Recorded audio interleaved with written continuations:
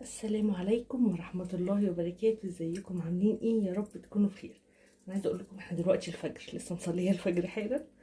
انا بجهز اكلي عشان انا بقيت ايه، ليل نهاري ونهاري ليلي، فبجهز اكل قبل ما انام. عندي شوربه في الفريزر. بصوا، قطفت الملوخيه ومطلعه الفراخ كانت تفك ونقعها دلوقتي. وهعمل ايه تتبيله الفراخ. بتكلم بصوت واطي لان البيت كله نايم. تمام، يطلعوا دلوقتي يقولوا مين مجنونه بتكلم نفسها دي. المهم، هنعمل ايه دلوقتي؟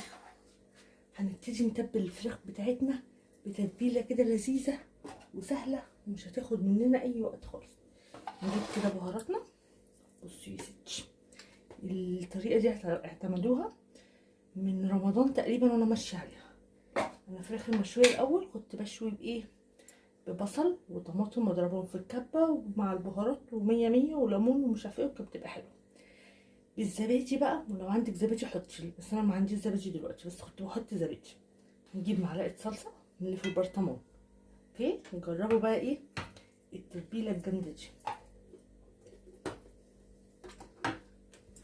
كاتشب حراق كده عشان ايه، بيدي سوق زي نكهه لذيذه هتعجبكم يعني.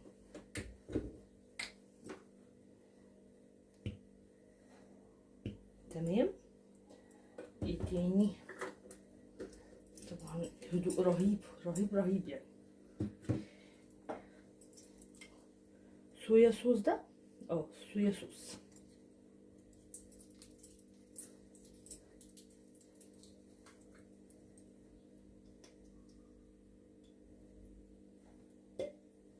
حطوا ايه، معلقه صويا صوص. الصوصات دي بقى مش قادره اوصف لكم بتبقى طعمها عامل ازاي في الاكل. كنتش بحبها زمان على فكره، لما جربتها الصراحه عجبتني.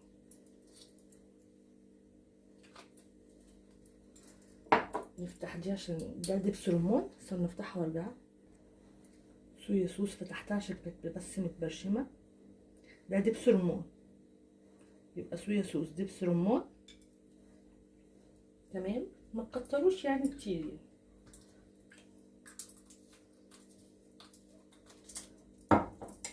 خلاص دي كده ايه الحاجات السايله. استنى برضه اقول لكم احط ايه تاني. احط معلقه زيت. عندك بقى زبادي هتديها نكهه حلوه، حطي زبادي. ما عندكيش خلاص مفيش اي مشكله. ده ايه السائل. الليمونه كمان عشان دي ايه، يعتبر من الصوصات. يبقى ايه تاني الصوصات؟ دبس رمان، صويا صوص، كاتشب، صلصه. تمام، وزيت وليمون اهو. نزل شويه بذر ليمون، الليمونه مليانه بذر ما شاء الله.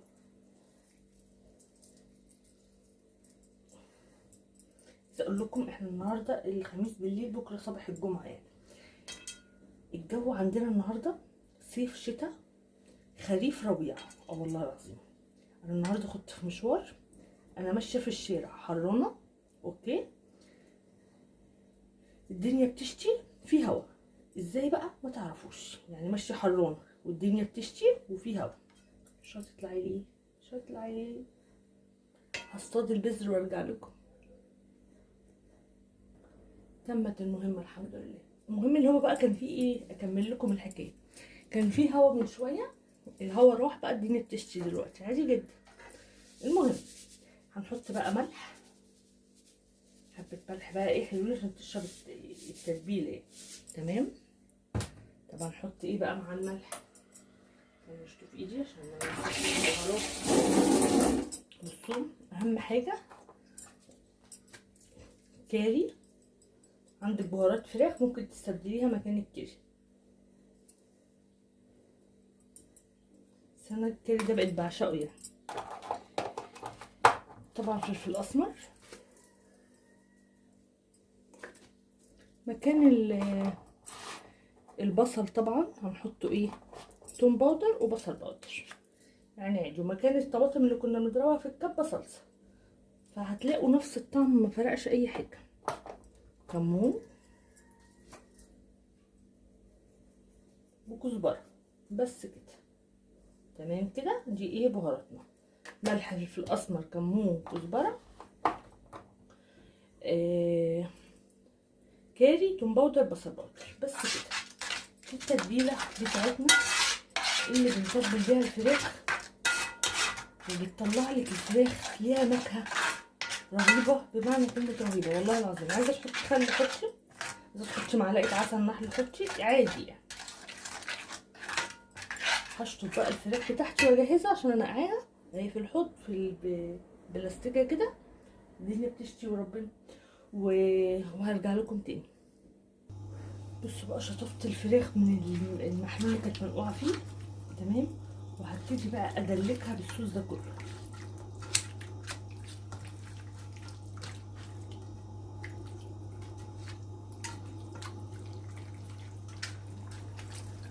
كل حته في الفرخه كده ادعكها كويس. وبصوا انا مشرحه الفراخ عاملاها كده بالسكينه، شايفين؟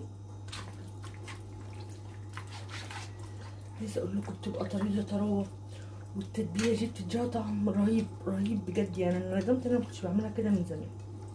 دي ليها طعم والتانيه ليها طعم تاني خالص. دي الرقبه بتاعت الفرخه.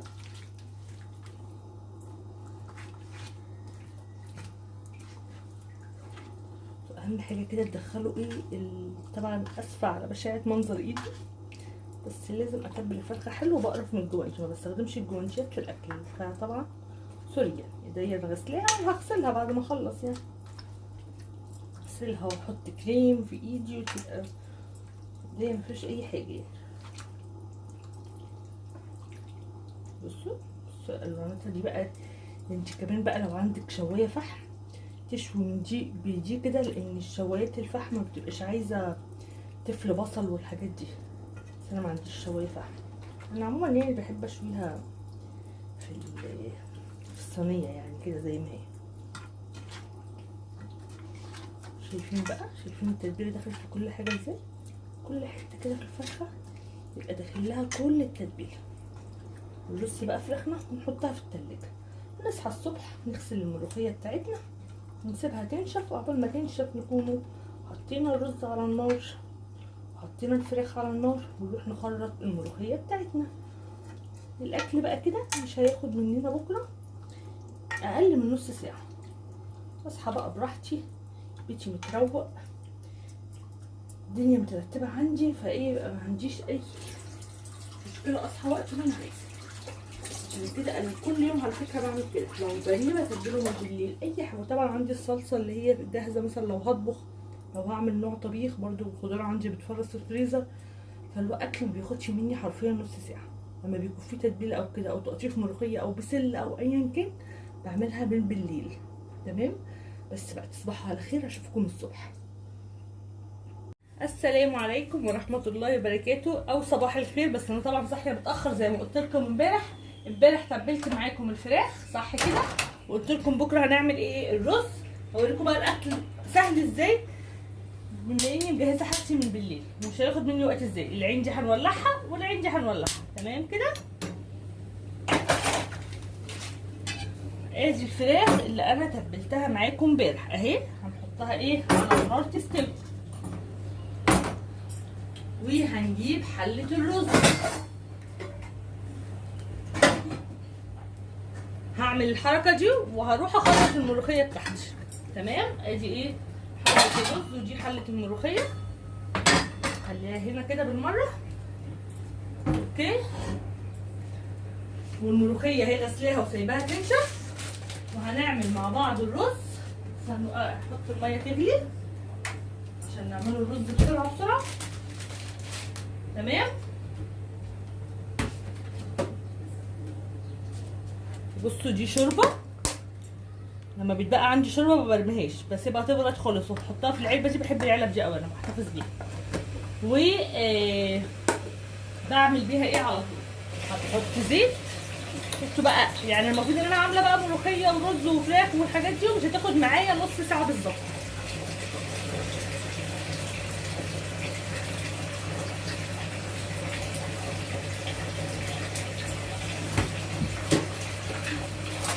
هحط حبه زيت ومعلقه سمنه.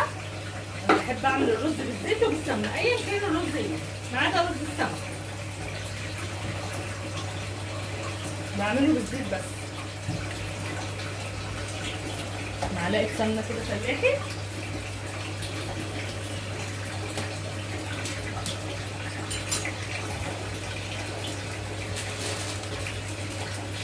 والرز اهو تحت الميه بيتغسل والميه تتكتل عشان ايه ما نجيبش في عمايل الاكل. بقت بقى شعريه.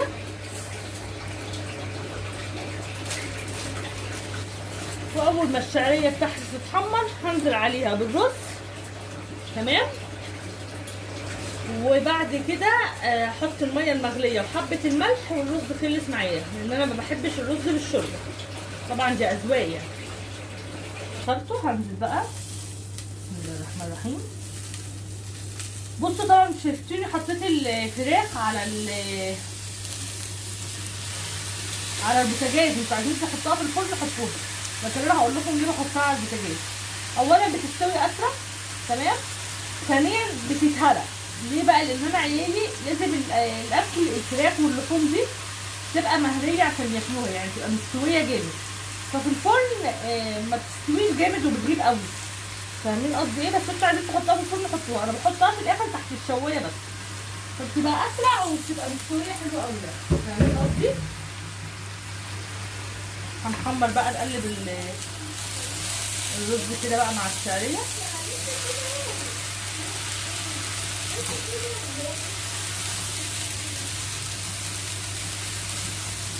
نديله تقليبه حلوه مع الشعريه. احط حبه ملح. بحب احط بالمعلقه، ابقى عارفه حطيت ملح قد ايه عشان البتاعه دي بتخون، يعني تحسي ان انت كبتي ملح كتير وانت اساسا ما كنتش حطيتي ملح.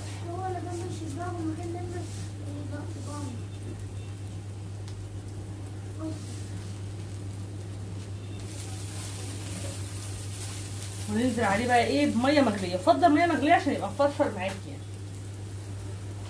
لو انت ما عندكيش كاتل زي ما كان عندي ايام ما كان بايظ يعني، عادي ممكن بقى تحطي الميه في الشعريه تغلي وبعد كده تنزلي بالرز.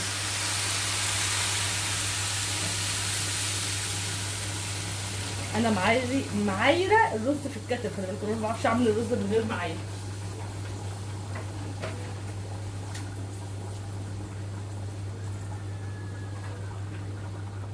خلاص كده اهو قلبته حلو. انا بقلب بس الملح حلو عشان يبقى دايب كده في كل حته، مش حته تبقى حادقه وحته لا. خلاص كده ارجع لكم بقى لما اخلط الملوخيه.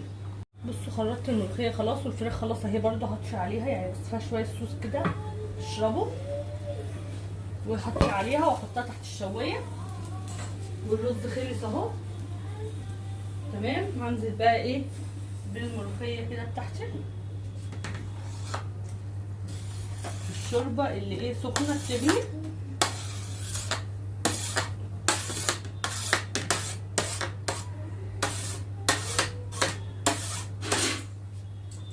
وعلى طول كده بالمضرب ايه افك. اوطي بس النار شويه عشان ما تغليش. الملوخيه عايزاها ما تكلكعش منك، لازم الشوربه تبقى سخنه قوي قوي تكون بتغلي كده، وتنزلي عليها بالملوخيه واضربيها على طول كده ايه بالمضرب. بصوا اهو الثوم، معلقه سمنه قصدي، هنزل فيها بقى بالثوم كده.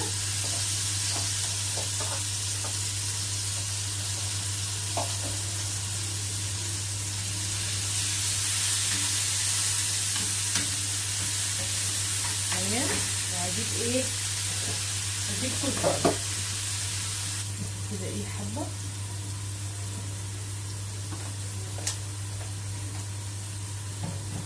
بعد ما الثومه تتحمر ايه شويه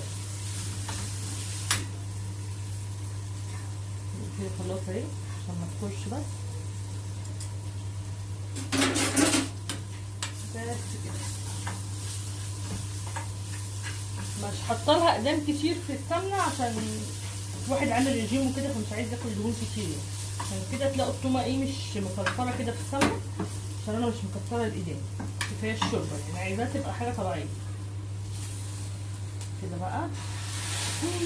مش هقول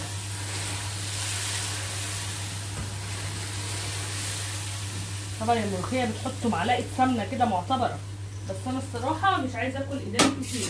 الفراخ الحمد لله هي مشويه، فمش عايزه اكل ايدين كتير يعني، حاجه فيها اقدام كتير، فاهمين؟ اقلل من الدهون يعني. شويه كده بس. احط بقى، بصوا الفراخ هدخلها بقى تاخد وش تحت الشوايه. شايفين منظرها اساسا من قبل ما تاخد الوش؟ شايفين شكلها تحفه. بس كده حبايبي، وكده اكلتنا خلصت. طبعا انا واولادي بس اللي هناكل عشان جوزي في الشغل. اجي الرز واجي الملوخيه واجي الفراخ وايه، كل واحد فينا طبق رز كده وبس. وانا بصوا قللت طبق الرز بتاعي خالص خالص. وهو ده الطبق الوحيد اللي انا باكله طول اليوم نشويات. ان انا بفطر الصبح عيش توست الاسمر دوت رغيف واحد يعني، قطعه توست كده بس فقط لا غير، اللي هو برده، اللي ما فيهوش اي سعرات حراريه يعني، اللي هو التوست ده. بس هو ده الحاجه الوحيده اللي بفطر بيها، ودي يعني انا هاكل دلوقتي وخلاص، مش هاكل تاني غير بعد 16 ساعه. ان انا عامله صيام متقطع حلو جدا، بيريح المعده جدا وبيساعدك فعلا ان انت تنزلي. بس ان شاء الله في يوم كده ابقى اكلمكم عنه. تمام. بس لما يعمل معايا مفعول جامد، انا بنزل فعلا وكل حاجه، بس لما انزل بقى ايه زي ما انا عايزه. تمام. بس كده، ما تنسوش تحطوا اللايك وتعملوا شير وتعملوا سبسكرايب، واقول لكم السلام عليكم ورحمه الله وبركاته.